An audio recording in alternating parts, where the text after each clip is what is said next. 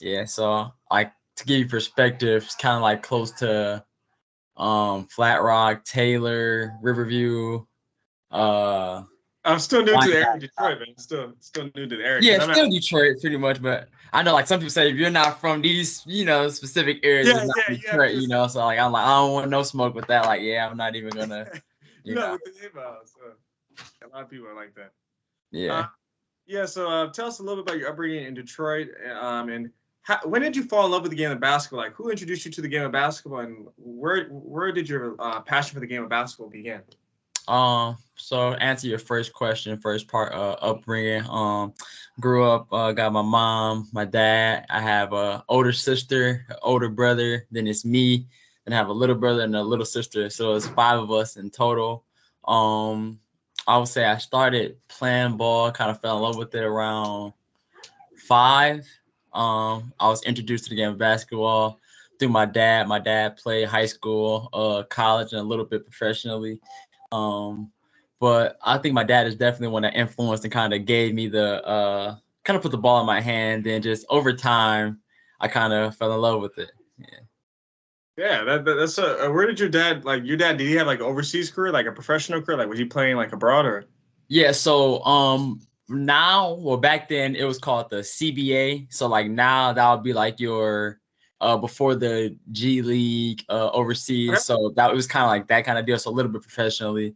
But that was his thing. So he played high school. He went to Cass Tech in All Detroit. right. Yep. Yeah, graduated from there. Then he went to play ball in college in Wisconsin, and then went to the CBA for like about a year or two, and then kind of started having family. Met my mom. Then it's been working since. Yeah.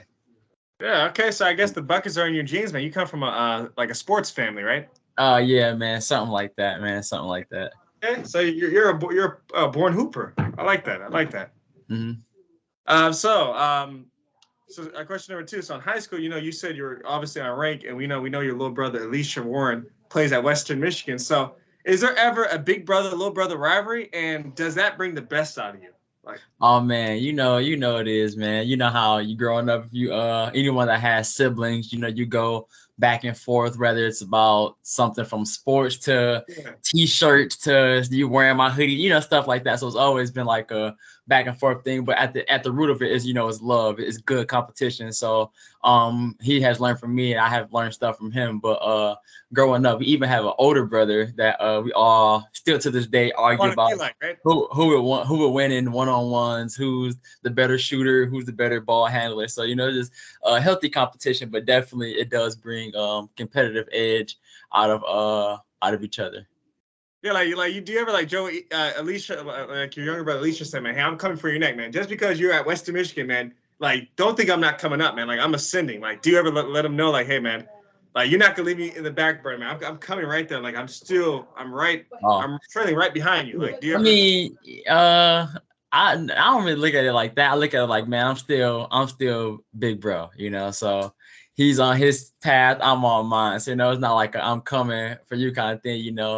To me, it's like we can look at stats, numbers, whatever. We all went to the same high school, so when you look at those records, I'm the one with the records and stuff, but no, definitely proud of him, his accomplishment, and stuff, him being at Western. So it's definitely a blessing.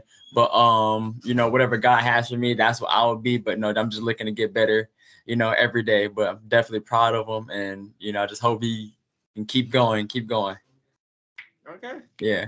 that's great. That's great. You're very supportive older brother, man. Because Oh yeah, for a sure. lot of older guys, they'd probably they wouldn't they wouldn't probably get rubbed the wrong way, but it's like, okay, your little brother's, the fact that you're happy to see your brother, excel, and that he's at that level that you probably want to be at, or if that's God's will, that because a lot of people might some people might take it the wrong way and might say, oh man, Yeah, like definitely. No, definitely. You hit it right on the nail. Like some people will have like animosity or like jealousy, but we were raised on, celebrate each other. Like even my mom and dad would say, sometimes they may go to the store and they may buy one of our siblings something, but they didn't get all the other siblings something. It's not us to be mad at each other because we didn't get something. We're gonna celebrate, them because next time we might get something. They may not, but it's definitely just us sticking together and you know supporting each other through what all we do, because in my eyes, if he's winning, I'm winning. You know, if he goes to the NBA, we all went to the NBA. You know what I'm saying? So it's just like,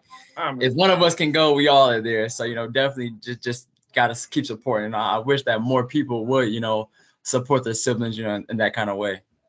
Oh, that's amazing, man. I mean, because that's like, because you, for example, you hit it right on the nail, because if he makes the NBA, because your whole family benefits from that, so it's like a team success. So you view things from a collective point of view. So that's that's great, because if he wins, then you guys all win. You guys all reap the benefits of your right. And then I know you probably heard this saying, it takes a village. You know, it takes a village. So definitely, it takes a village to raise a child. So like, even with us in the backyard shooting hoops, you know, going to workouts together, you know, us playing one-on-ones, you know, it's like, I feel like in a sense I helped him and I'm a part of him getting to, you know, where he's at now, you know.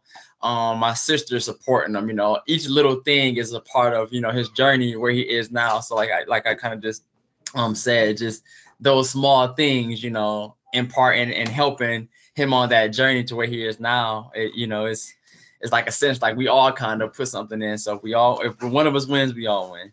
Yeah. All right. Yeah. So next, you know, because now we focus on you now. So like, describe your play style and what player do you model your game after? Because I've seen a little bit of your, I saw your highlights on the NCSA.com. You're an incredible shooter, man. Knockdown shooter. You're a bucket getter, right? You're great off catch and shoot. You can shoot off the dribble. You have a mid-range game, and I can tell that your game is natural. It's not forced. Like, it doesn't matter how quick or how athletic these guys are. You always get to your spots. You never feel rushed. You got a good you use 1 to 2 dribble pull-up move. You get to your spots. You never rush. You're just playing at your you're playing at your pace style. Like, no one's rushing you. You know, you're a great finisher at the rim too. You know, you find you find the big for a dump off for a dunk. So like, just explain to us about your play style. Like, you know, what type of player are you? So my play style, you kind of just went over it. I'm like a combo, if you will, scoring guard. You know, I had the ball in my hand majority of the time, but my first instinct is I like to play off of my strength. So my first thing I like to look at is trying to break down the guy in front of me. If I can, you know, beat the guy in front of me, it's no sense of running the offense, because, you know, ultimately it's about getting easy buckets. And if we can just attack the guy, get in the paint, cause some havoc. If I got a great shot, I'm gonna take it. Then if they step up, I can dump it off. So that's the first thing, is really trying to attack the guy and see if we can get an easy bucket first off the rip. But you kind of said like mid-range game, scoring, you know, shooting. I like to play off of my strength. So a lot of times I play off of my ability to score. So if I have a bucket, you know, I'm gonna get the bucket. But a lot of times it draws so much attention, it kind of opens up the kick, you know, the dump off. So initially I'll try to go in, get going. Then if I'm gonna go to somebody who stops me, and if they don't stop me, then I'm gonna finish. You know, obviously if they don't stop me and I get to my money spots around the mid-range game, 15-footer, 17-footer, I'm gonna take it. You know, if they get a kick out for a 3, hand is down, I'm gonna take it. You know, so again, just playing to with my strengths are. But to a professional player, I would say I mold my game after is Chris Paul, number 1. Definitely, like, I like how he operates off the pick and roll. So I try to emulate that in my game, kind of like snaking the pick and rolls, drag dribbles. I know like it's a little weird, but I like DeMar DeRozan's like mid-range game, his pull-up, you know, even though we're definitely different builds, but like still like the moves he uses to get into the pull-ups, I still, you know, can emulate that. You know, I'm not necessarily doing like post-up pull-ups, because, you know, I'm not like. I mean, if you could do that, like if you could implement like, you know, the DeRozan moves, like,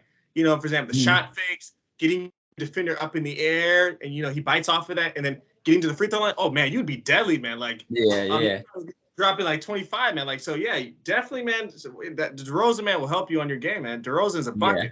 I like his mid range, and now I'm trying to work on implementing a little bit of Jalen Brunson. I like how he plays off of 2 feet. You know, like he gets in the paint, a lot of jump stops, a lot of ball fakes, get the guys gleaning, finishing. So I'm definitely implementing a little bit of Jalen Brunson now, working on trying to perfect it. He has like underratedly like great footwork. You know, Villanova guy has great footwork when he gets in the paint, and then he's another guy that gets to his spots, plays under control, really plays at his own pace. And like you said, just natural. A lot of times, that's where some guys kind of mess up or can find themselves in trouble, is trying to play outside of their strengths, or, you know, don't really play to their game, trying to do things that they don't normally do, and that can cause trouble. You know, can get you in some trouble. You know, when it comes to playing the game, you want to take what the defense gives you to your strengths, and then that's kind of what makes the game easy. Yeah, and I'm saying, and you're 5'8", right? You're 5'8", 5'9". Yeah. And I'm watching the highlights. Like you're scoring against guys who are 6'5", 6'6". I'm thinking, like, dang, that's incredible. Because when I was playing high school basketball, like, I mean, my point guard, he's 5'10" or 5'11". I can't even imagine if you were maybe 4 or 5 inches taller, man. If you like, for example, like, imagine with a quick first step too, bro, you probably would be punishing defenders. Like, you're doing that at 5'8". That's an incredible feat. Like, how are you able to do that? Like, are you watching small guards? Like, you know, you got to float it in your game, right? You know, like, what are you like? Is the game harder for you being like under 6 feet? Because, you know, they say basketball is a big man's game. So how are you able to score so easily, you know, around the rim? Really, it's just one is just kind of like a God-given, you know, thing. You know, God blessed me with the ability to shoot, finish, quickness. So, you know, really that's kind of first what it is. But then also just, you know, working, man. Really practicing. Like, all my life, I kind of have went up against older guys, bigger guys. You know, when I was in 4th grade, I was playing against 8th graders, you know. So my dad definitely at a young age put me in positions to where I kind of had no choice but to figure out how to score against taller people, how to figure out how I'm going to get a bucket, even though the guy is a little bit bigger than me. But it's really just work, man. You know, just trying to perfect the craft, but also just, you know, God-given ability. But just for any other smaller guards out there, really it's about heart too. You know, you can't be scared. You know, you got to have confidence, got to play with confidence. Can't be afraid to I don't want to say you got to still be smart too, because, you know, I'm not just driving in on somebody like a 6'10" shot block, because ultimately, if you do the analytics, like, it's not really gonna, you know, but still get into my spots, knowing like what am I good at. Okay, so if I can drive and get to like the paint and the big doesn't step up, that's a great shot for me. That little pull up, great shot for me. I kind of have worked on that to where that's like a layup. You know, if I can get in there, that's kind of like a layup. So a lot of times, like, you watch my film or see highlights and stuff, it's a lot of that. But if they step up too far and they're not really in rim protecting area, I can kind of give them room and kind of either pull up or go around them, because now I dragged, like, they came out too far, and like now my first step is quick and I can go by them. Okay, now I can get all the way to the rack. But a lot of times, what you find is when you're playing like a bigger guy, they want to stay close to the rim, so they would kind of bag up. And for me, I'm like, oh, thank you. I want you to bag up. If you bag up, I'm going to shoot it. But if you come out too close, I'm going to go around you. So it's kind of playing around with, like, and then reading whatever the defense, you know, taking what the defense gives you. Yeah, because I'm just saying, I'm seeing you out there. You playing like a big man out there. You love absorbing contact. And I'm saying he's squaring up and just facing up contact, and still, like, you're contorting your body and still getting that shot up at the rim. I'm saying, wow, this guy, he's not scared, man. Like, you don't see a lot of small guards like yourself taking big hits like that from bigs like that from the paint. You're not scared at all. Yeah, no, man, can't be scared. You know, that's like I kind of just said, that confidence thing. You know, you gotta be gotta have like a dog. You know, you gotta be, with me being like an undersized guard. You know, if I was undersized, scared, and then, you know, now it's like, you know, you gotta be one or the other. You know, okay, yeah, I'm undersized on paper, but to me, when we get between those lines, just all that stuff is out the window. You know, I'm coming at you. You know, one thing you can say, what you can't say about Josh Warren is he's not gonna play hard. You know, I'm gonna play hard every night. I'm gonna go at you. You know, I'm gonna go hard. So that's one thing you can expect. Like, if we're up against each other, no matter how big, small, you know, I treat everyone the same. We're the same size. If you're 10 inches taller than me, I'm gonna look at you and I'm still gonna attack you and play the same way. You know. Yeah, when you're a bucket, it really doesn't matter about your size. Like, if you're a bucket, like, it's all about, hey, let me get my spots. Like, I'm gonna create my own shot. As long as you can create your shot, it doesn't matter, man. Like, whether they're 7 feet, 8 feet, you're gonna get your shot. You're gonna get to your spots, and that's what we see you do so comfortably. Like, it's just effortless. It's like drinking water. Oh man, you know. Yeah, it's like drinking water, man. Like you kind of said, just get into the spots. And that's just a lot of times. Like sometimes we try to overthink or over Yeah, you don't overcomplicate anything. analyze And like the you like go. game. It's very simple and effective. It's not flashy. Like I was expecting maybe some flashy moves, maybe like a Malik Olo Ifio, yeah, whatever the brother's name. Forgive me for ruining his name, but I was expecting maybe like a some combo moves. But hey, it works for you, man. Like you get to your spots, no one's stopping it. Like and Yeah, so you have the quick like speed. So you kind of said it, like just it's kind of like you ever heard the term "don't play with your food," don't play. Just for me, yeah, it's like I'm getting right to it. If I give you a jab, you go for it. One dribble pull up. I'm trying to just get to it. I don't want to do no extra things. Sometimes people get in trouble doing too many other dribble moves, and now it's either you're holding the ball too much or you had him, but you want to throw in an extra cross, so now he's recovered. So I like to just kind of like quick assassin, just bam, bam, bam. Kind of you get kind to of where I remind need me to go to, you and kind of remind me of sorry to cut you off, but you kind oh, of you remind could, me. You kind of remind me of a DJ Wagner, right? Where DJ Wagner, he doesn't waste time. He just gets to a shot, man. It doesn't have. He's not like Rob Dillingham. So yeah, so like you get to your spots, man. Hey man, I don't have time to play around, man. I'm a killer, man. Like right, yeah.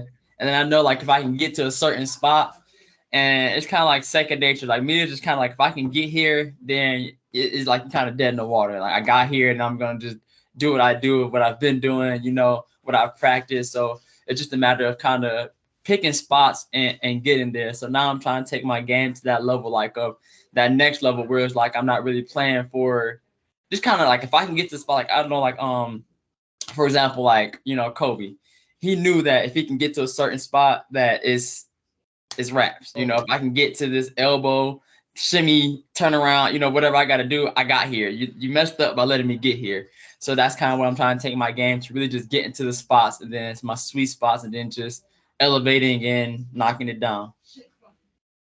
you're definitely doing it with ease. But next question. So, Josh, you're a terrific scorer. You can catch and shoot off the dribble, shoot in the pick and roll. Your 3-point percentage is 51.1 from the arc. That's amazing. I looked at that side. I said, man, just amazing. So, what is your secret formula to shooting threes? Like, how do you like? What makes you a marksman? Like, how are you a marksman from the three? Like, what makes you a cold-blooded assassin from the perimeter? Really just kind of shooting with confidence, and then just really just kind of shooting in rhythm shots too, and kind of knowing when to take them and not when to. So if you're in rhythm, definitely gonna take it. Then also shooting with confidence. Then also just outside of the games, kind of just getting them up. Repetition. We're creatures of nature, muscle memory. So trying to shoot the ball the same way every single time. Sometimes we can shoot the ball, but then like it may feel good, so we kind of throw Yeah. our hands down like, oh, that's good. But then you might make one or two, but then like when you throw your hand down like, oh, that's good, it may end up a little bit short. So really trying to just shoot the same way every single time, even if you miss one or two, trying to keep like the same shot, because that's what you work on. Like I said, muscle memory, just shooting the same way every single time, whether defense is on you, coming out, or sagging off, just kind of just trying to stay consistent.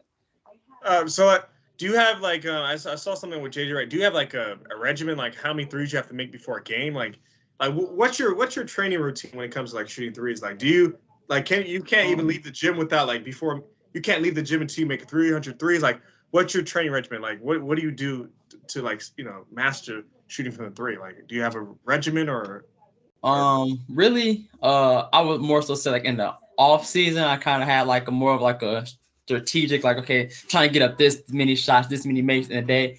So with that, I would just try to, really it starts off from I built it from the inside out, if you will. Like, fun fact, I mean, you kind of like just thought I didn't even tell Bill this, so you're getting this on your podcast is getting this one first, okay. So a little Uh, exclusive. I used to actually shoot left-handed. Really? So I did. I shot left-handed. So if you go back and look at like my film from like my freshman year of high school, I'm shooting threes, all that stuff left-handed, right? But I had no in-between games. So it's either like really deep threes or I was kind of just using speed to get all the way to the rack because I was shooting left-handed. But I had an AAU tryout with Michigan Warriors. Coach Clyburn. He had a son that played at Iowa State, and his son is actually overseas now. You can look him up. We have two sons, well, three. One of them's serving in the military. The other one is went to Iowa State and is playing overseas. Will Clyburn, then Chris Clyburn. He went to high school at Romulus. And he went to UNLV, and now he plays overseas. But Coach Clyburn, he saw me shoot, and he was like, "Oh man, no, we gotta change that up, right?" So he kind of saw that I was like originally like right-handed, if you will, a little bit more because I would get in the paint. I'm shooting floaters right-handed, but everything else was like left-handed. So he kind of had me with my mechanic shooting the ball right-handed, getting a good form. So I wasn't allowed to shoot threes starting out. I could only shoot from like 5 feet to like 10 to like 15. That was it. I couldn't shoot threes. So that's how kind of like my mid-range game got so good, was because I was only allowed to shoot those. But then when I really got consistent at making those, is take another step back. Okay, shoot those. Take another step back. Shoot those. And then by next time you know it, now you're at the 3-point line and you're shooting threes. But really, I kind of built my game inside out.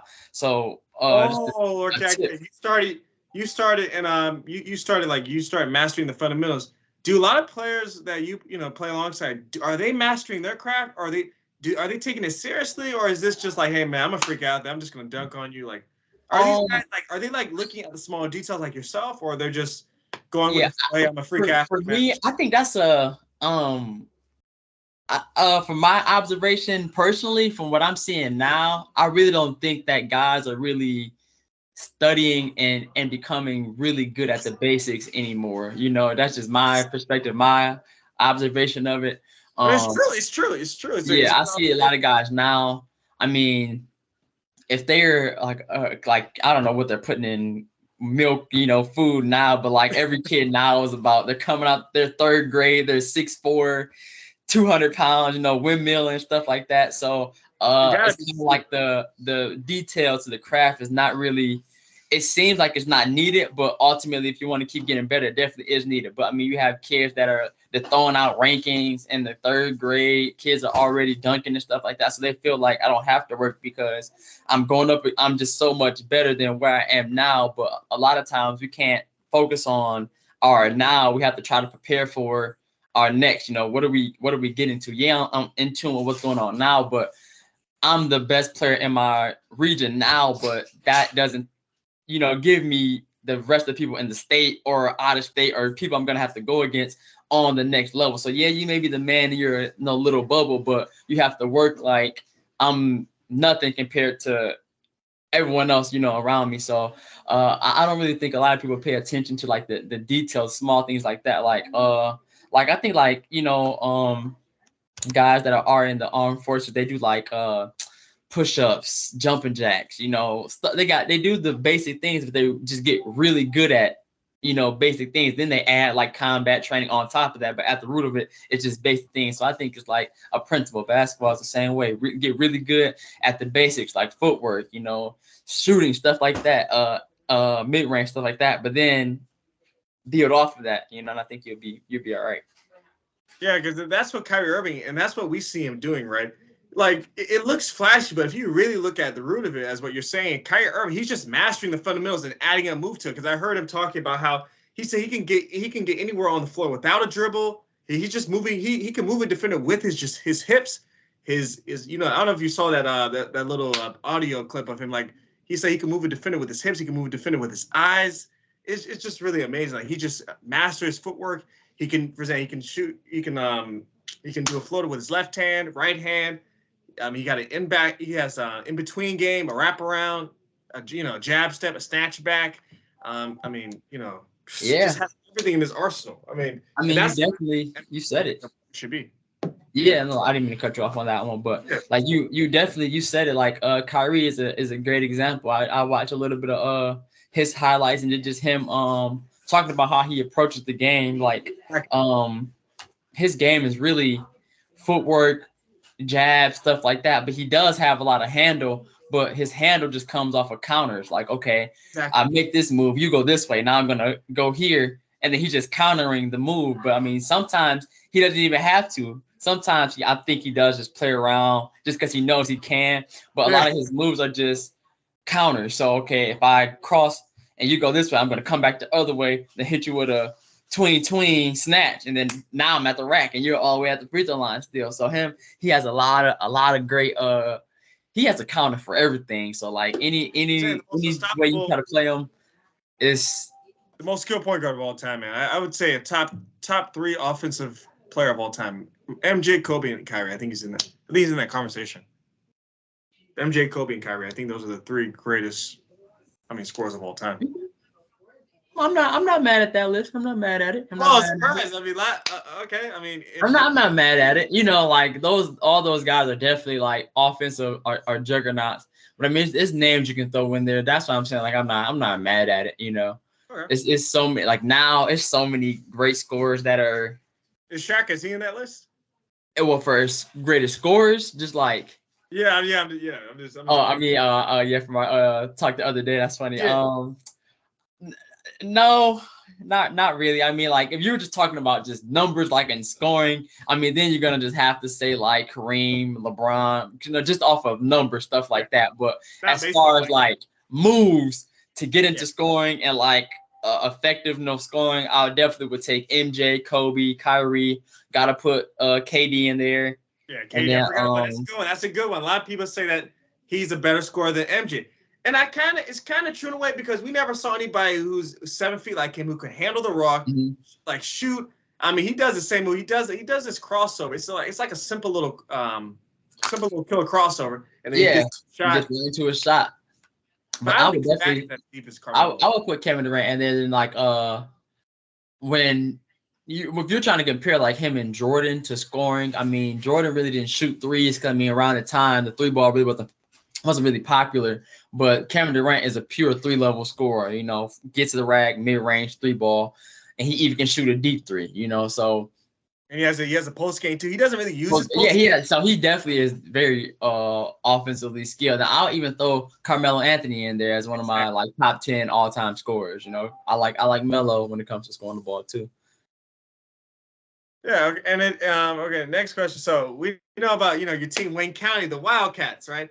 Their record right now is 10-4. How have you contributed to the success of the Wildcats? Just trying to push the guys to get better every day and just staying consistent. Not really trying to go outside of who I am and what I can do. I just know that every game I'm gonna bring the same thing to the table. I'm gonna come in, play hard, talk. Get buckets. Then even if my shot's not falling at night, I'm still gonna try to get still gonna try to box out, do the small things. So try to impact the game in a different way. So with me, like you're gonna get like a consistent Josh. I'm gonna come in and do my part, do my role. So when it comes to our success, just really trying to be a master at my role and what the team has asked me to do and trying to do it to the best of my ability every time we step on the court.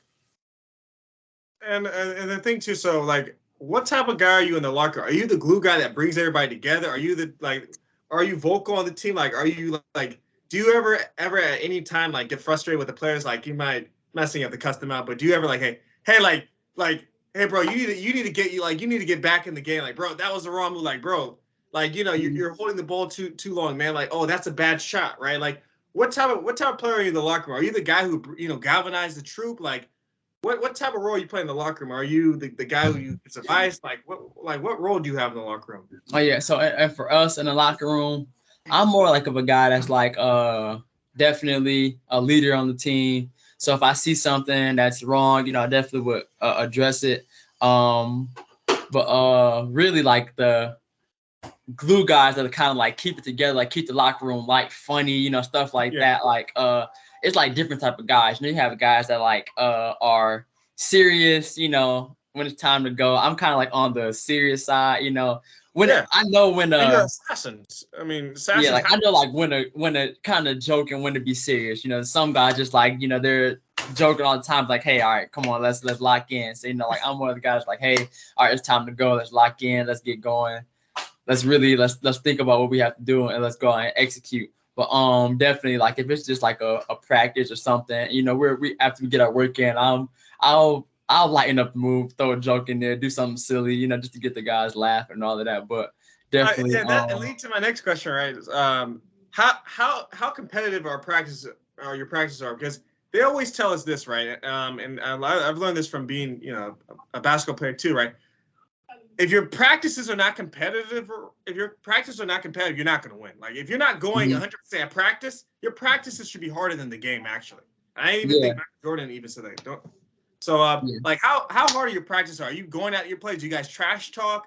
How serious do you guys take practice? And do you guys do 5-on-5s? Do you guys do we used to do the 3-man weave back in when I was in middle school. Yep. So three-man weave. So we do a mix of all that stuff. 3-man weave, 3-on-2, 2-on-1. Oh yeah, the 3-on-2. I used to hate that because, you know, let's say, you know, you're 3-on-2, like you're back on defense, right? Once they get the ball, then, you know, you got to keep up with so it starts off with like 2 people on defense, then 3 people attacking them. Then it becomes 2 people on 1. So like if the person that shoots it, they have to run and get back. Now it's 2 on 1, and you're trying to, you know, stun at the ball, get back, you know, trying to really play in between. But we do a mixture of all those things when we're in practice. But I would say that earlier on, it kind of was like didn't want to step on toes, you know, didn't really want to, you know, say too much, trying to really get a feel for guys. But I can definitely say like now, like it's starting to, like we're kind of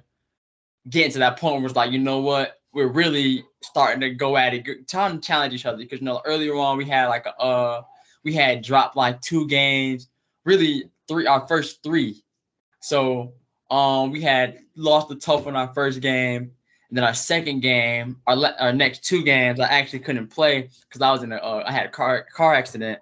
So, you know, God's good, you know, I was able to walk away from it. But yeah, it was like it was a bad accident. So I wasn't able to play in 2 of our games earlier on. But I mean, guys still definitely played hard, but just, you know, couldn't get those wins. But then like we just started to really just build. Coach has started been preaching to us, like, you know, we can't have if you look at a flight of steps, you can't jump from the bottom step all the way to the top in one leap. You know, you have to go step by step. So really have been trying to get better each practice. You know, even if we do mess up or slip up, trying to snap back our focus to say, okay, you know, we can't have those bad habits, bad reps. We need to try to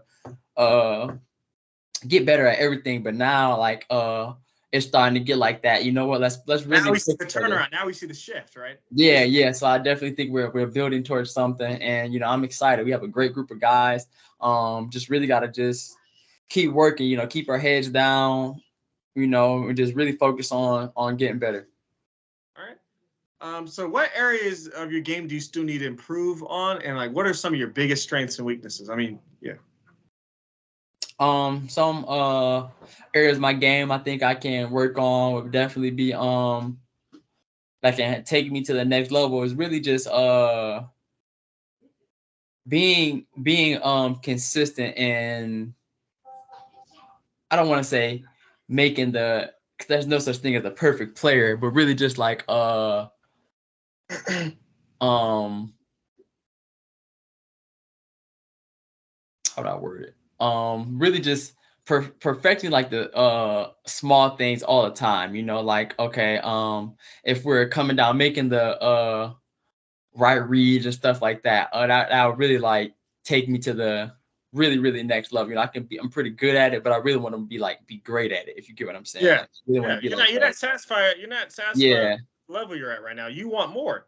Like, you want to see how far can this really take you. You want to reach your potential. It's like, I don't know if you ever used to watch Dragon Ball Z, like Goku, he wants to keep fighting until like he reaches his pinnacle. Like he just wants to keep, like he wants to pass his limits.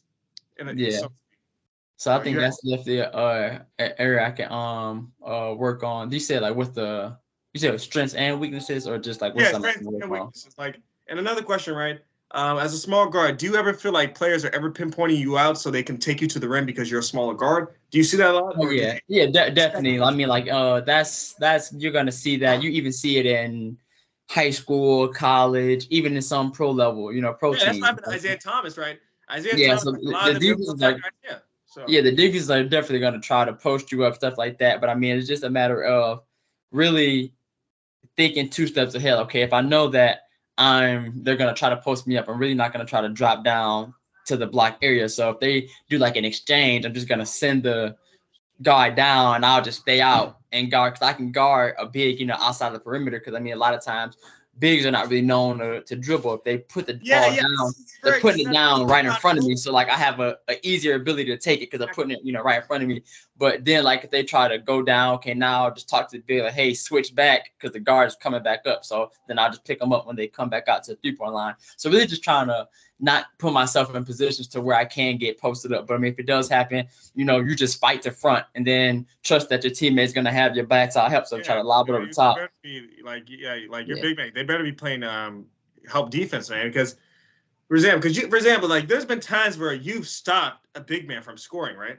There's been times big man try to post you up, but there's so much that you can do because you're at like your height, like that's something you can't control. So you're playing the best defense that you possibly can, like, because 5'8", 6'7", there's a huge height difference. Definitely. So you definitely have to have your big help you out. The rotations, they definitely got to switch.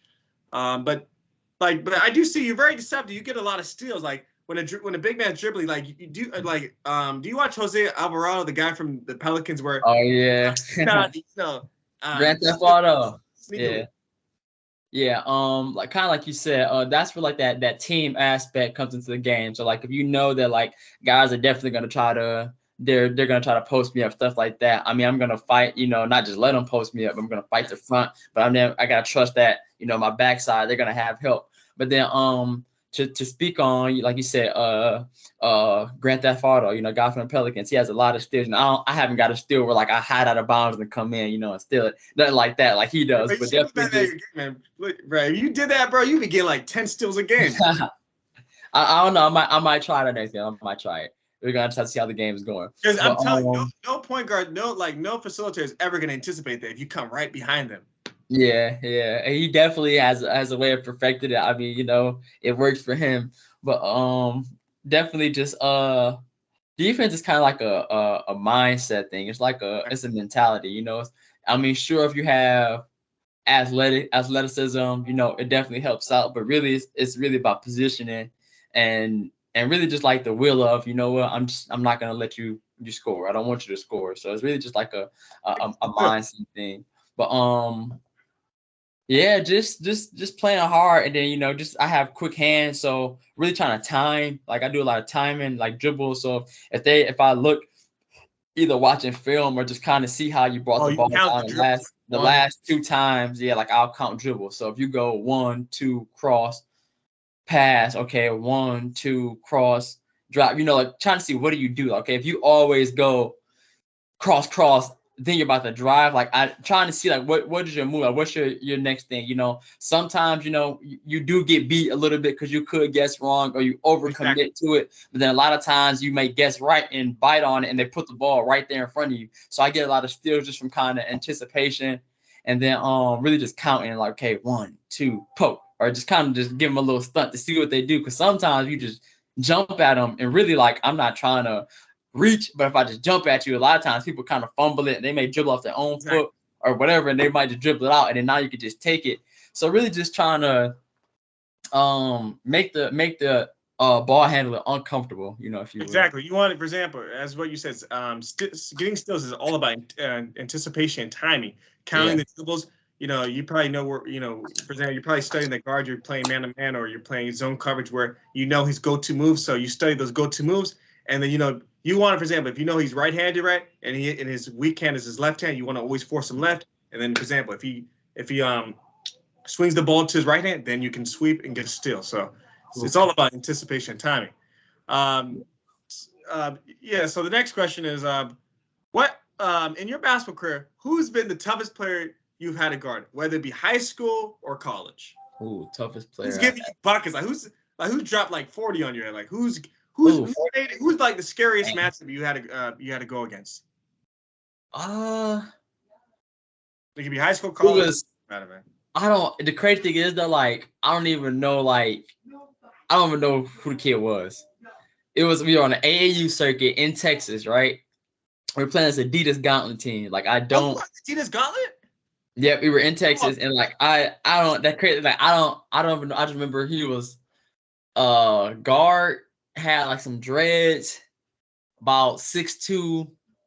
I don't even know his name, but dude was he was quick, strong, and he definitely gave me a challenge. And I gave him everything I could, but he was like, okay. I was like, okay, you know what? He gave me some buckets this game. But I wish I maybe if I can go and look up like their I don't know if they still have the tournament. I'm sure they have tournament rosters and stuff like that. I can maybe find them. If I saw a picture of him, I'll be able to tell you. But I don't remember his name. But it was in Texas. It was an Adidas Gauntlet team.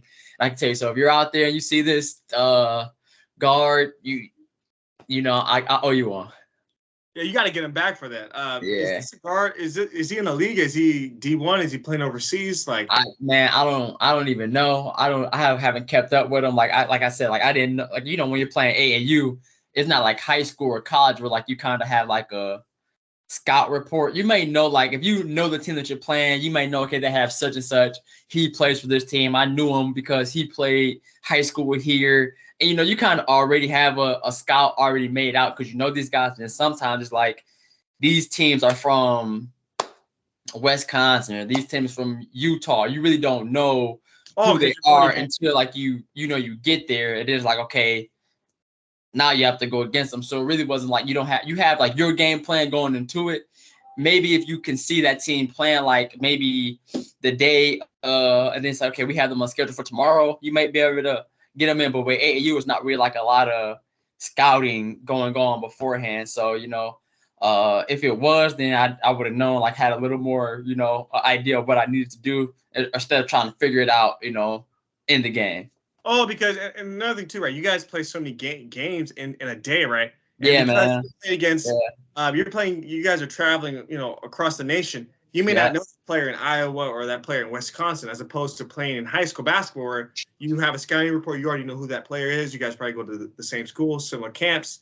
You guys go to the tournaments in that region, so you know who you're going against, as opposed. You said it perfect, just like that. You got your scouting reports, who's in the region, and then another thing with AAU is like you don't really know who you're gonna play because unlike high school or college where the schedule is already made. On this day at this time you're playing this person. Unlike AAU, it's like, okay, it's time slots for when the games are gonna happen, but you don't know who's going to play who, because you may say, okay, if this team beats this team, then we play them, but it can happen the other way. This team actually won, so okay, so now we got to play this team, even though we thought the other team was going to win. So it's a lot of different things that go into it. You're playing like 3 games a day, and sometimes you play on the same day you travel. You might have left Michigan at like 8 a.m, but then you got to play at 6 that same day, that night. So you sometimes you're fresh out the car or fresh off the plane. You don't have that time to prepare to go against that team. No, that's kind of what separates a lot of people in AAU. Like it's where you have like in high school you may have like 1 or 2 guys that may be pretty good, and then like the other guys are kind of like athletes that can kind of put them in together.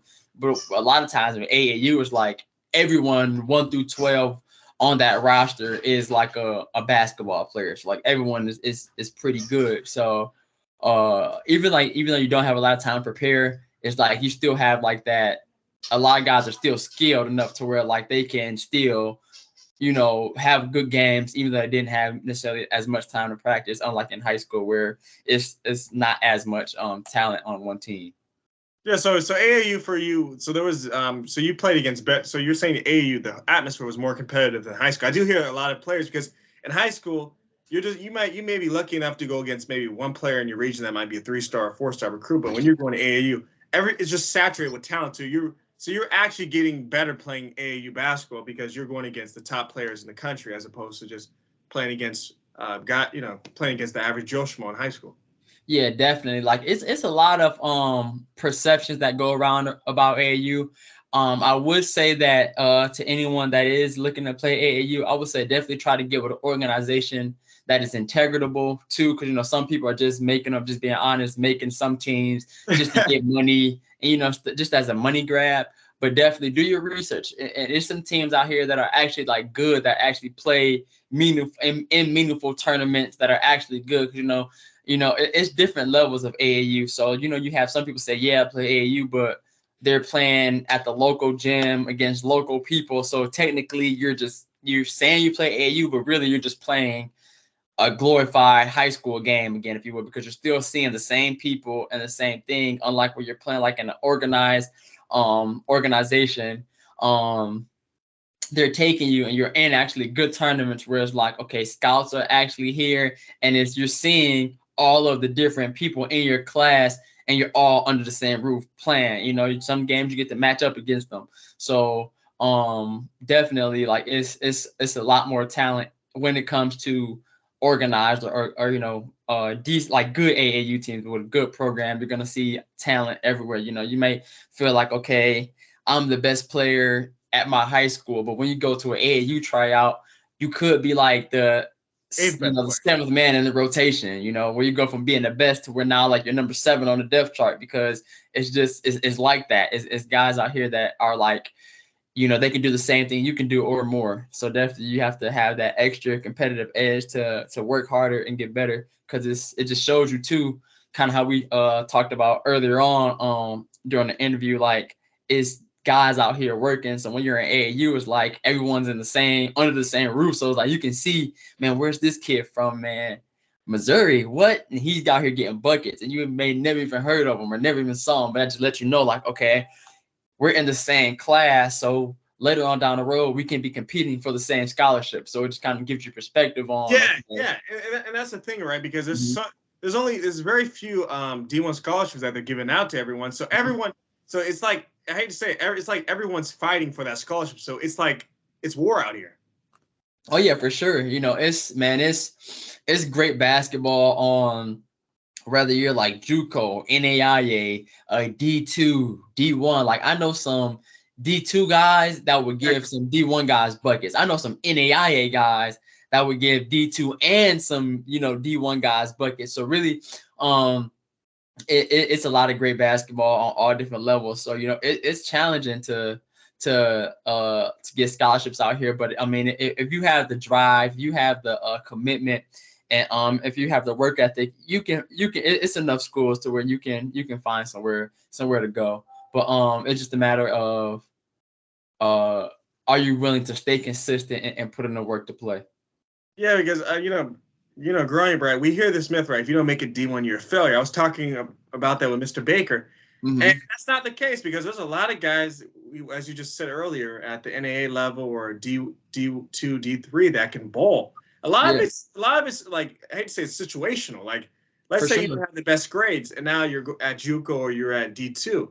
So I mean, really, really truly, it really comes down to your circumstance. But you can still, okay, like if you play D1, there's a higher chance you're gonna make it to the NBA. But JUCO or NAA, man, your chances it does decrease significantly. But hey, man, if you can ball, I don't want to say they'll find you, but you have to be in the right situation at the right time a lot of times. Yeah, I mean, and like you just said, like at the right place at the right time. So like you kind of stated, if you go from D1, ultimately, your chances of going to the NBA, it's not 100%, but I mean, they are higher than rather if you go JUCO or to like a NAIA or D2. But I mean, I know some guys that have went, JUCO, then just kind of climbed the ladder. So each person's process is different. But I mean, then again, like you said, it's a kind of it is all situational, because I know some guys that may have been ranked at a high school, went D1, but then they never made it to the NBA. Because and they were good. They had the work ethic, they had everything. But I mean, it's just that situation. They didn't, the chips didn't fall, in their favor. They didn't get the nod. But I mean, they did everything right. But I mean, it just wasn't in God's plan for them. So if it's in God's plan for you, to make it to the NBA, play professionally, if you follow all the steps, everything will work out for you. But just because you are D1 doesn't mean that you are guaranteed to go to the NBA. Because I mean, nothing is guaranteed, for us. So if you play NAIA and you keep working and the opportunity comes, hey, the sky's the limit, man. Even beyond that, you can go pro. Scottie Pippen had a great story. He went from being a team manager. I believe he played NAIA and then ended up getting drafted from there. So, so just like it's like what? So he went from not even coming in on scholarship. So some people like he was just a normal student, if you will, and still made it pro. So it's just all about that situation. Sky's the limit. And it, for example, now my next question: is there any player that you know that is underrated and that deserves more spotlight? Please, man, the floor is yours. All of my Wayne County Community College teammates. Okay. That's an ultimate teammate. That's an ultimate teammate, man. That's a team player right there. I can already tell already without seeing you play in person that you're already an unselfish person. The fact that you mentioned everybody on your team, actions speak louder than words. So, yeah. So, what are some like on your team, right? Who in particular has the most, I guess, NBA potential, or what player do you see having a long sustaining career? Like, what player do you see in mind that, okay, this guy, he's a threat? Like, if the stars align, and the Most High allows them to make it to the next level, these guys are gonna excel. We have a great group of guys. So really it's just like I can't really give you one in particular. I think everyone you can give me like 3 or 5 guys. Okay. Like you said, these guys, like, okay, these guys are special. Like, okay, these potential when you see potential. Like, like these guys have a high upside. Is there you can name the 3 or 5 players that have like they're gonna have a long sustaining career, whether they play in the NBA, overseas, Africa, Europe, China. What are the 3 to 5 players that you see that are gonna have, okay, after we graduate from college, these guys are still going to be they're going to be competing at a high level. Man, I can't even do it. I can't even do it, man. I can't even do it. I love all my guys, man. I can't even do it, I can't even do it. But no, truly though, like each person brings something different to the table. So it's definitely not everyone. I'm not gonna just lie and say everyone is gonna go play pro. Some guys, this may be their last time ever playing college ball. And that's just sometimes how it is. So but I definitely do think that the guys that desire to go on and play at that 4-year school, they're definitely gonna have impact, whether it's in the classroom, whether it's being a leader in the locker room, or even on the court. I think our team now, like each person is gonna be successful at something, if you will, whether it's basketball, whether it's just in life, because we just have like that group of guys that like, you can see like each person is gonna do something. Not if it's just not basketball oriented, but it's just like we have a group of guys that's like, okay, they're great kids, great young men at heart, so they're gonna be our. And my question, speaking of your team chemistry, and this is one thing bad, this is one thing that was bad about my high school team is, right, the reason why we weren't so well, we had the talent, but the chemistry. I realized the most important aspect of a team is chemistry. Like for example, what my coach should have done is like we should have hanged out with each other outside of the game of basketball, so that we start, because basketball is a brotherhood. It's about it's a bond. It's like a bond with your team. So how do you guys build that camaraderie off the court? Like, does your coach, your team, does he encourage you guys to hang out with each other? You guys go bowling, watching movies, fishing? Oh yeah, man, definitely, man. Like moment, like you said it, man. Chemistry is important. Like you guys can, or just anyone in general can have a group of guys that are talented, but if they don't want to play for each other or go out there and work together, it's not going to work. If everyone's trying to be a one-man show, it's like our coach told us, we may not be the team with the best player, but we can be the team with the best group of guys, like with the best team. We may not have the number 1 player in the conference or in the country, but we can have the best team. It's all about team, working together.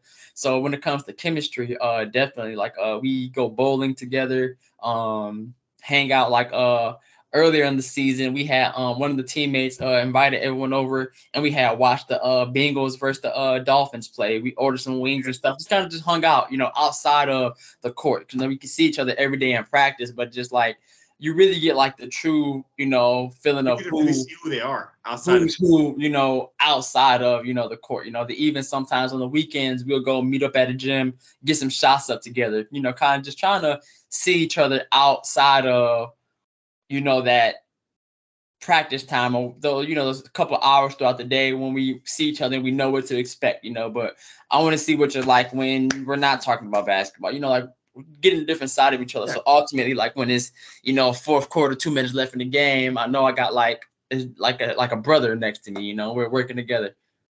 And with that too, when you guys gelling well together, with you guys knowing each other off the court, now it makes you want to go to war with each other. You guys want to fight for your brothers. It's like almost going to the military, right?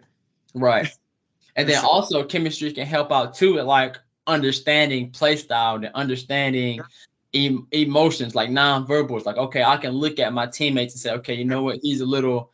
Let me come down. Let me try to get him a shot. Let me amp him up a little bit. He's a little sluggish today. He needs a little push today. But I mean, if you don't take the time to understand, each teammate, then you could be in trouble. Like me, I'm the type of guy where like I try to learn each player individually. So if I know I can yell at one guy, I can't yell at the next one because he doesn't really receive it. Well, I have to go to him separate. Like you got to understand your troops. You got to understand like how to motivate. You can't motivate the same person because it may not work out.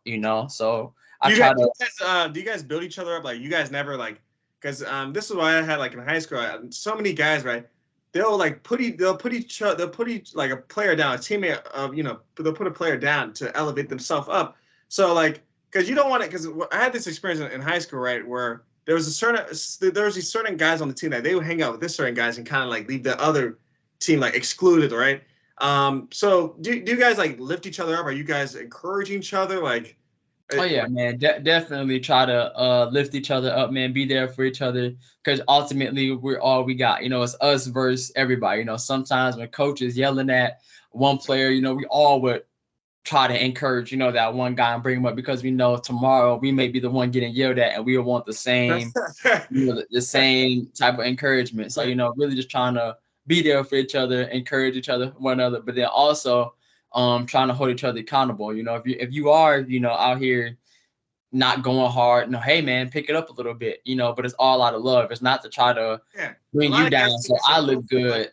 But it's really just genuinely trying to say, hey, man, come on, pick it up. Let's go. Let's work, so we all ultimately can, be better. Yeah, that's great because it helps, mold you guys into better players. Right. As a native Detroiter, right, how's the hooping scene in Detroit and how has that molded your game? Man, Detroit is, I don't think we get enough credit for the hoopers that we produce. Like, it's crazy because even some people that don't even make it to college or, outside of high school, just either due to circumstances, either like sometimes grades or just like family stuff, things that, or something that, unforeseen that we can't control. Like I know some guys that didn't even play college, but if you go to a pickup game, they in there giving guys 25, 30, like they can go. But I mean, they might have slipped up and scored, maybe had some trouble, in the streets, or end up having like children young, so they really couldn't pursue their basketball careers. But it's a lot of guys in Detroit that can go. So it's definitely a lot of talent here. But it definitely has helped me because, like I said, I grew up like on the outer skirts of Detroit, but my dad, he grew up really in Detroit. So he would have my brothers and me, we would go to Detroit and play. So we would be playing like in all the different leagues out here. Like, I don't know if you are familiar with Kennedy Center. It's in Southwest. You don't know? Okay, so it's a rec center in Southwest Detroit, kind of around River Rouge, Ecorse. What's it called? It's called Kennedy Center. How do you spell that?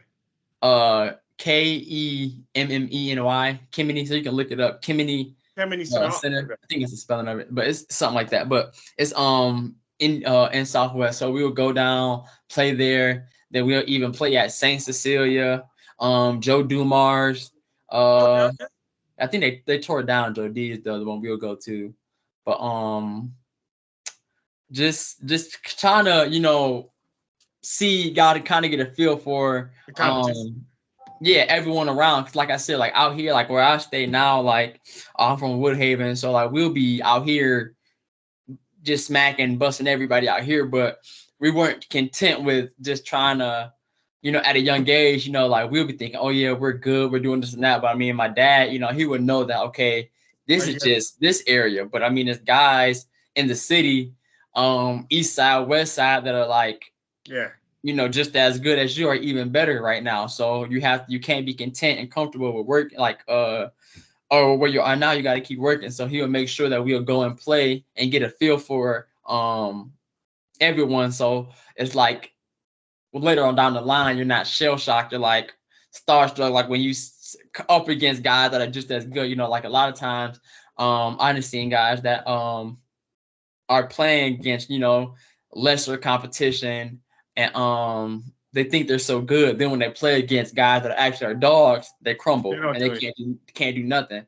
So sometimes at a young age, he will go out there and I'll get my butt kicked, but I mean, it teaches you character. It teaches you, how to take a punch. It teaches you, okay, what do I need to work on to win, how to compete. So, I'm glad for every loss I've taken. I'm glad for, the experiences I've learned, because I mean, it made me who I am today. And then also it kind of just instilled in me, like, I can go toe to toe with anybody. And, at the end of the day, we all are the same. We all bleed the same, so. Yeah. Yeah, and speaking of that, because I've watched a lot of the top high school players in Detroit, and it's like, maybe I could be wrong, but from my opinion, right, I feel like, because I came from Florida, where it's like it's oversaturated with town. You guys, IMG Academy, Montverde, you got literally the best of the best players coming from all over the world. So when you have players globally coming to Florida or California, Texas, because to me those are like three of the best states of basketball. You got California. I might have to add in maybe two more. You got New Jersey, North Carolina. That's a hooping state. I mean, with all that talent, do you feel like, because most of the talent, because Mr. Baker was telling me, most of the talent out of Detroit, they're leaving to go to the burbs, or they're playing out of state. Do you feel like that's why a lot of the talent in Detroit, it's good, but do you feel like it's maybe a notch down because the best of the la creme of the la creme left? I would think like right, like I would want to say like back in the day, really, but before, like there was like a lot of prep schools, a lot of different recruiting sites, like Rivals, Ballers.com, before like rankings and all that stuff came out. But it was just simply, putting the ball in the rim, getting defensive stops. It was a lot easier, and for well, I would say like this: the recognition playing field was pretty even, right? So you would see like it's a lot of different guys in Detroit now. Back then, it seems like it was pretty even, but now I feel like it's all about like rankings and that image, where like Detroit may not have the resources, or like the guys who like they're good. Like, don't get me wrong, they're like, I see them, a lot of the guys, I see them at mid-major recruits. But they're not like Michigan, or I don't know about the state of Michigan, but Detroit, they don't have freak athletes like in Florida, Texas, California. They don't have the most. Yeah, and this is what that's the point I was getting to, like, because even though Detroit might have them, they're, like you said, they're leaving to go out of state because the attention is already like those schools, like the IMGs, like that's kind of what's popular right now for a lot of kids to kind of go to like those prep schools. Like if Detroit had a prep school, then maybe those kids would stay. Then we maybe can pull some, kids in. But if you're saying, hey, you know what, we got a whole bunch of cameras here, we're gonna get you put on these websites. Instagram's gonna be popping, Twitter's gonna be popping. If you come to these schools, because that's where they get, TV time, stuff like that. The kids now like are wired to where image is everything. So of course I'm going to want to go to where those things are. So I'm going to want to go to California. You're prolific preps. I'm going to want to go to IMG in Florida. I'm going to want to go to Mount Vernon, because that's where, all the attention is, but if Detroit, if we had, like a prep school that may have had, like the same amount of attention, we might can still have some of the guys that we produce homegrown, then maybe some guys out of state will come here. But I just think that a reason why a lot of the guys leave or go to those different schools is just because either like social media attention, and in Detroit it's not really like that that much attention really, like on the state of, not state of Detroit, on the city of Detroit, state of Michigan. But if we had those things, I think it would level it out more. Because the problem it's not a shortage of talent. It's just more so about getting these guys nationally recognized. Right, right. And that's why you will have guys going out of state because all the cameras are in Florida, you know? And so it's like, okay, I'm going to go to Florida. I'm going to go to Texas because that's where all these recruiters, like website stuff are based at, and they're always around these schools. So I'm really just trying to go and, you know, get into those circles, you know? But definitely, like if you're talented and you can get to those, like that's why I think, like, kind of going back to like that AAU discussion, where even though like your city, you know, like a lot of high schools are based off of area code, like address rather. So like, okay, if I live here, I kind of have to go to this high school. So I mean, a lot of that stuff you can't control. So I go to this high school, I play, you know, against these, you know, whoever's in our division and whatnot. But then I play AAU. Now I have the opportunity to go against all these other people, and all the coaches are here, all in this gym. So now it's like the playing field is kind of even now because we're all in the same and we're going up against each other. So now I can say, oh, they're like, okay, who's this kid? I mean, even though I don't have the luxury of playing against 5 stars, 4 stars during high school, but in AAU, you're playing against a 4-star, you know, in every game, or, you know, 3-star, 5-star in almost every game. So it's like, okay, now if you really like that, you can prove that, no, like I'm like that. I deserve to, you know, be here. And a lot of times, some of these rankings are really just off of who you know, where you've been. Exactly. You really don't even, right? Some people don't deserve the whatever ranking and stuff. So that's why I really don't pay attention to it, because it's sometimes just political, you know. Yeah, because you just said so. You said a lot of these recruiting services are based out of California, Florida, Texas. You were asking, or were you like? You said something that kind of alarmed me. You said that a lot of these recruiting services are coming out of Florida and California and Texas. Yeah, I'm just saying, like, I mean, it's recruiting things everywhere, but just like they get the most attention.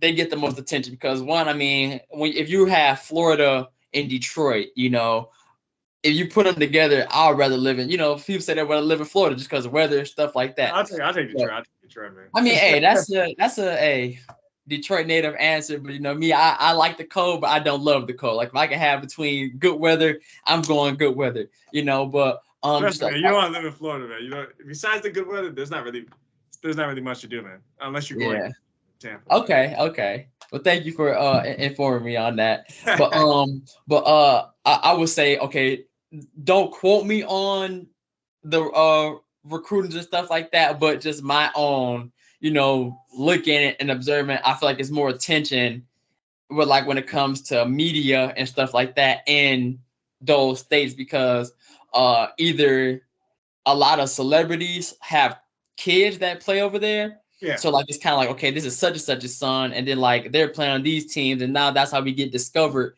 to all these different other kids. To unlike now in Detroit, I mean, we have like you have like your we haven't had someone get attention like Imani Bates in a very long time. You know what I'm saying? Normally, from Ypsilanti, that doesn't count. I mean, exactly. You know what I'm saying? So like, and that's like the attention that somebody in Texas or California, they get that every day. You know, because they have those really right. But Detroit has a lot of talented kids. You know, like that can go, that really can play. But it's just like the attention is not really here. Like all the camera outlets, stuff like that are really, that's what I'm saying, like are out of state, and those like California, Texas, Florida, or different places like that. I was happy that Malik Fioye, I was happy that he stayed in the E-course because he was potentially thinking about moving out of California for, again, more national coverage. But it's, you know, sometimes you need players that's just, like, you know, you remember back in the day, like in the 90s and 2000s, right? Before, because what we're seeing in high school basketball, what we're seeing right now, everybody wants to just join a super team. And that's like destroying the competition of high school basketball. It's like everybody wants to go to Oak Hill, Montverde. People want to go to Hillcrest Prep. So that destroys the, you know, it destroys the competition of basketball, and then it's not the same anymore. It's not as it used to be. Now it's all about, you know, going to Montverde, Oak Hill, and then come on now, like that's not, you can't, you put an Oak Hill going against the average high school, it's going to be like 100-20. Right. Yeah. So it's definitely like the competitive nature from the game is definitely not the same. I mean, guys now are just like, okay, I want to get all the gizmos, gadgets that come along with it, but I don't want to put in the work, you know. And then a lot of times you see it now, like with the transfer portal, like that kind of it helped out in a way, but it also messed things up in a way because now people are like, okay, if I go here and I'm not the man right off the bat, and I got to put in some work, oh, I'm just gonna transfer.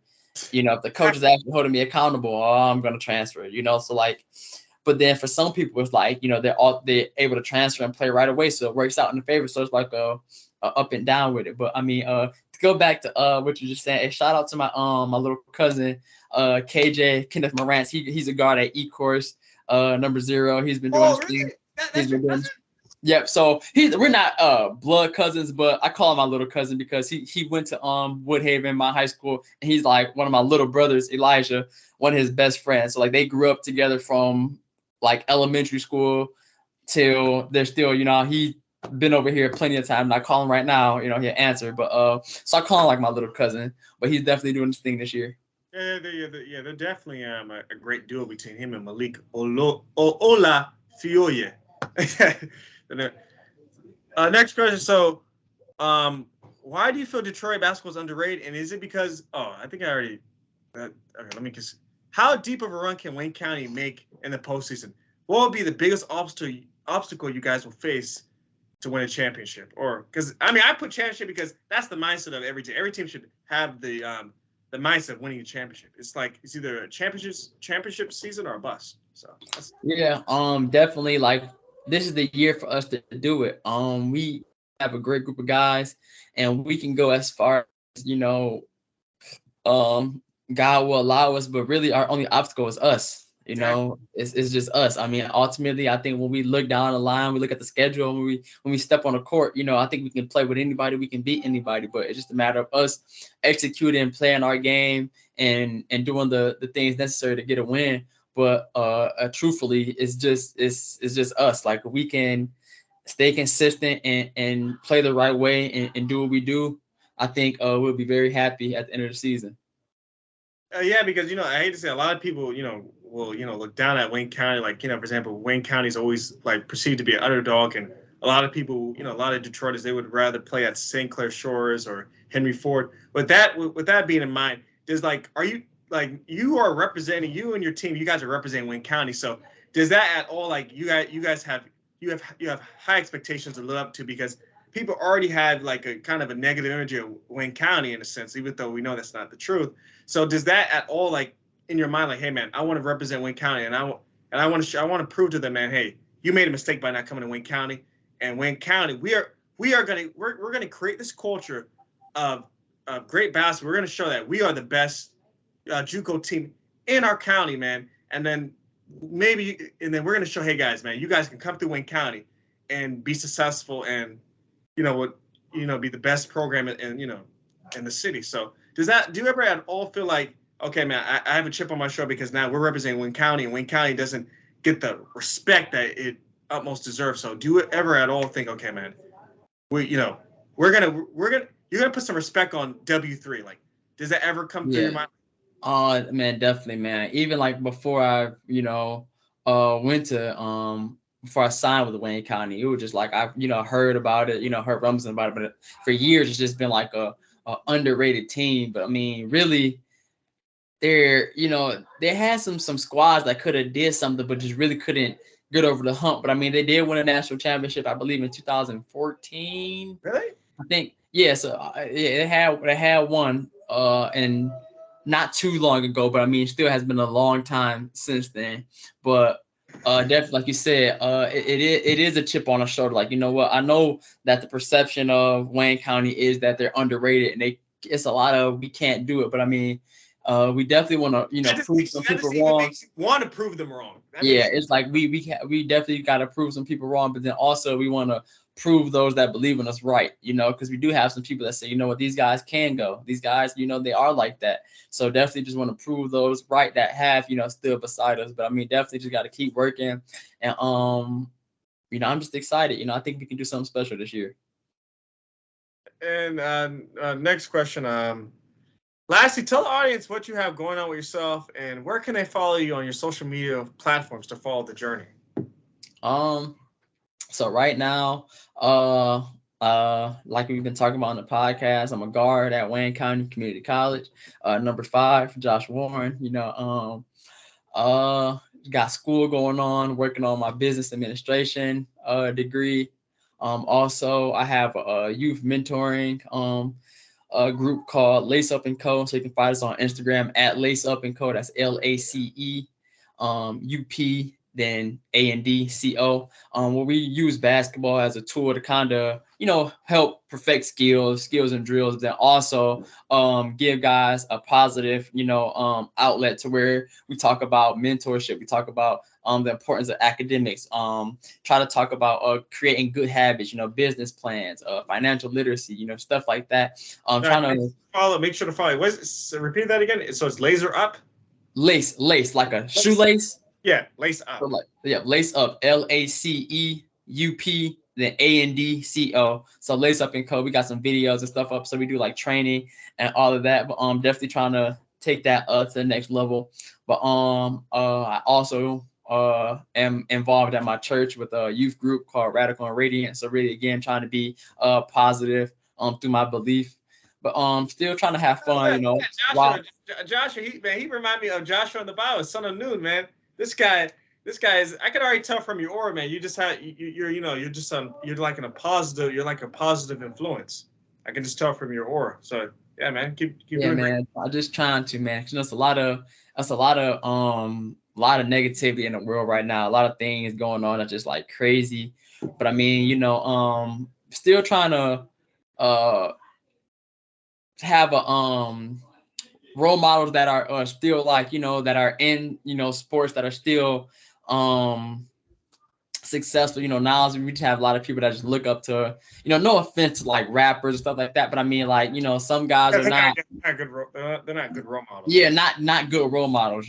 So like you still want to have like a role model that is positive and that still can show you the ropes on how to get there. Some guys make it to the league, make it to the NBA, but they never reach their hand back to the, kids that are still there, saying, hey, okay, what if it's not in my, cards to make it to the NBA, but I mean, I do want to do this, and you went through it. Okay, what's the steps to at least to try to let me be successful? I don't have to be you or do what you did, but still give me a blueprint that I can, use to mold my own journey, stuff like that. Yeah, and I was talking, and I'm glad you said that, right? That when they're going back, it doesn't matter to me. The minute you make it to the NBA, you're playing overseas, you're a success story. I don't care what these sports analysts like Stephen A. Smith, Skip Bayless, what they say. They're not hoopers. They don't know how difficult it is to make it at that level. Just you playing at JUCO basketball, that already in itself is an accolade already. Like, people think, you're not doing, you're not a success story, you didn't make it to the league. The fact that you're still playing basketball at a collegiate level, college basketball on all levels is hard to play. So, like, when I hear this narrative, for example, Kwame Brown's a bust, like, that's BS, because we know to make it, just to even get at that level, you had to be the best. Like, imagine Kwame Brown. He was the best at high school. He didn't go to college. Yeah. So he probably would have been the best college player, too. To make it, to be the best at high school, college, NBA, I mean. Yeah, number one pick, so definitely, like, I mean, the narrative on, Kwame Brown is definitely, it's not one player in the country. Yeah, it is. But I mean, ultimately, like you said, if you just look at it in perspective, I mean, he put his family, he changed his family's life forever. He was able to put food on the table. He made millions of dollars. So it's like, I mean, and for him growing up from like his story, I know a little bit of his upbringing, just kind of from hearing him on different podcasts and stuff like that. Him talking about how his upbringing really wasn't the easiest, but I mean, he still made it to the NBA and still was able to have success. So I mean, if you're alive and well, man, that's a blessing in itself. So that's a success story right there, because a lot of people don't make it. You guys scrutinizing, man. This guy, like, for example, I think he had like 2 or 3 older brothers. They were locked up, and their father was incarcerated too. So he was the man in the household. He was the provider. So it was just him and his mom. And I think maybe, I don't know if he had any younger siblings. But the fact that someone at 14 years old, he has the pressure of providing for his family, right? He was able to retire his mom, right? His mom is living comfortably, right? The fact that you did that in itself is already a success story, dude. that other stuff, you know, being at LeBron's level, MJ, that's great and dandy, but you don't need to be at that level to be successful. We have this false narrative of okay, if you're not at LeBron or MJ's level, you're not successful, you're a bust. Right. Like yes, his career was disappointing, right? He didn't live up to what we expect him, but the fact that he's there, he's already a success story. So I would love to see Stephen A. Smith and these guys who scrutinize a guy like that play at a high level like that, because they weren't able to reach that level. And like with them, like that's their, like, you know, that's their job. Like they're getting paid to say, you know, random stuff, you know. So sometimes I think that they generally don't even believe half the stuff they're just saying, but they know that it will cause a reaction, and it's all about ratings, entertainment, so they just say it. But I mean, ultimately, deep down, I think they know that, you know, he's successful. Yeah, and then my last question, Joshua, what goal in your mind are you trying to accomplish this season, and what will it take for you to achieve that goal? I'm trying to. Is there any individual accolade you want to earn? Like, do you want to be all player, all conference? Do you want to be? I don't know if you guys have MVP. You guys do have an MVP award, probably. Do you want to be like a finals MVP or? Man, ultimately, I want to win a championship. But if all those other things come, whatever comes along with it, comes along, whether it's all conference, first team, this, first team, that, you know. But definitely, I do want to get a ring, host a trophy this year. So that's the number one goal. And if all those other things, you know, happen, that would be great. So I definitely want to win a championship and move on to a 4-year school, man. So that's really what I'm really focusing on right now. Yeah, I mean, thank you for joining the interview, man. I can already tell that you're zoned into your craft. I bet after this interview, you're heading back to the gym, right? Gotta do some homework, man. Man. Oh yeah, man. I haven't had my science book yet, but yeah, I'm gonna. Oh yeah, man. Just about to knock some homework, but definitely just trying to stay locked in. But thank you for having me, man. I had gave you guys the Lace Up Incorporated, but you can follow me on Instagram. Yeah, follow the brother, man. This man will lead you to the promised land. Like he's about to lead this team to the promised land. Like follow this boy Joshua, man. This guy is a bucket, man. Yeah, I recognize this real. I recognize hoopers when I see it. This guy can flat out ball. I mean, I'm just stay in tune with Wayne County, man, with the Wildcats, man. When's your guys' next game? We were actually supposed to play today, but weather you know, kind of canceled that one, so we're having to reschedule. But we play Saturday at home versus St. Clair at 3:00. So you guys can come. The tickets are I think free. So you can go to the Wayne County website, then get you some tickets and come out and see us play. Man, support Wayne County, man. Yeah, Joshua, Warren, thank you for coming on the show, man. You're welcome anytime to come back on the show, man. I enjoy this conversation, man. Man, stay blessed, man. Oh, man. Thanks for having me, man. Yeah, just keep. You're already zoned and focused, man. I can tell that you already have a championship mindset. You like, for example, for you, like if you're not winning a championship, you don't care about any individual accolades. It's like it's either champion or bust season. So with that being said, man, I'll see you Monday. So. Right. Yeah. So I'll see you Monday. So yeah, it's just it's a pleasure, man. All right, man. Thanks, man. Appreciate it. Man, stay blessed. Good.